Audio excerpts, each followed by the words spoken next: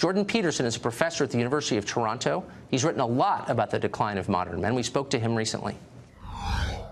Jordan Peterson, thanks for joining us. We've got a long list of statistics that paint a pretty clear picture that boys seem to be falling behind relative to girls in the United States. Why do you think that is? I think that that's partly a consequence of directed policy. So it's linked to the idea that there's something wrong with masculinity, and so that the expression of masculinity should be limited in all sorts of arbitrary ways. The fact that kids can't really play at schools anymore is a manifestation of that. The fact that male behavior is often diagnosed as attention deficit disordered, for example, is a manifestation of that. The elimination of competition as a valid form of human interaction, and the failure to recognize that competitive sports, for example, are deeply cooperative in their fundamental nature, as long as everyone is playing by the rules, obviously. So there's that. That's a large part of it. So you're saying that there is an organized, not always explicit, but still organized attempt to de-emphasize masculinity or to punish masculinity. Why?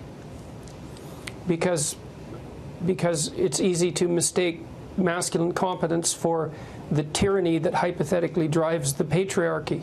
It's part of an ideological worldview that sees the entire history of mankind as the oppression of women by men, which is a dreadful way of looking at the world, a very pathological way of looking at the world.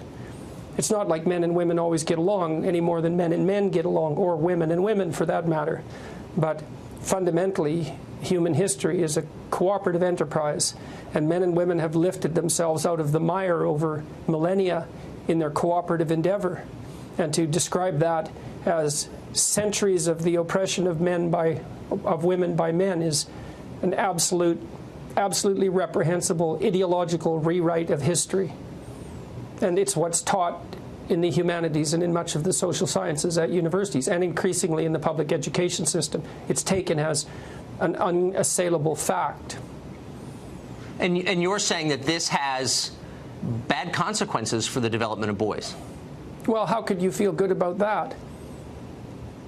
I mean, if you're made out to be a potential manifestation of rape culture, if you're part of toxic masculinity, if your competitive drive is regarded as part of a tyrannical impulse, if the heritage to which you belong is regarded as an oppressive patriarchy, then how in the world are you going to step forward with confidence and shoulder that what would you call it, that burden? Why would you? Why wouldn't you just step aside and retreat, which is exactly what's happening?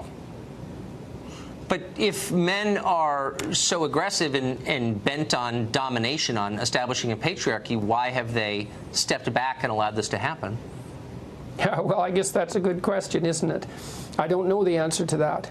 I don't know if they are precisely allowing it to happen. It's very insidious, the ideological movement that's driving this, part of the radical left. Part of the radical left, I would say, is it's a very insidious movement. It's not an easy thing to resist, and a lot of it occurs, well, for example, it occurs in the school system increasingly. And it isn't clear they're not men that are reacting to that, that's boys. It's not clear what they're supposed to do about it. So if you were to fight an ideological battle. It is hard. And finally, if you were to give parents of boys one piece of advice for how, in their small way, they can fight against this trend for the sake of their own boys, what would it be? Well, I would say, first of all, encourage them. And I mean that most deeply, is that to encourage someone is to instill courage in them, to support their courage. And that doesn't mean protect them from what's dangerous. It means teach them how to be competent and teach them that they can rely on themselves to prevail, even in the darkest of circumstances. That's part of it. Yes. I would say as well, more specifically, and this is specific advice for parents, if you have your children in a school and they talk about equity, and there's a class and they talk about equity, diversity, inclusivity, white privilege, systemic racism, any of that, you take your children out of the class. They're not being educated, they're being indoctrinated. And there's absolutely no excuse for it. I agree with that completely. You might run out of schools pretty quickly, though, here in this country. That would be just fine. The sooner the better. Jordan Peterson, it's hard to express my gratitude to you for telling the truth as you do. Thank you very much for that. My pleasure.